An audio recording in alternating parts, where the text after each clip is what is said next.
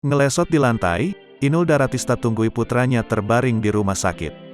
Sebut anak jarang keluar rumah, Inul Daratista pilu saat tahu suhu putra sematawayangnya naik drastis dan harus dilarikan ke rumah sakit. Lewat unggahan di akun Instagramnya pada Rabu, tanggal 9 Februari tahun 2022, Inul membagikan foto Yusuf Evander Damares yang sedang terbaring di ranjang rumah sakit. Anak Inul tertidur lelap dengan setengah wajah tertutup masker. Sementara di bagian tangannya tertancap selang infus. Cintanya mama, lagi musim DBD jaga anak kita, anakku tadi pagi mas oke, tulis Inul dikutip kompas.com dari Instagram @inul.d, Kamis. Kata istri Adam Suseno, pada Rabu siang anaknya tiba-tiba demam tinggi. Suhu tubuhnya mencapai 38,9 derajat ketika dicek.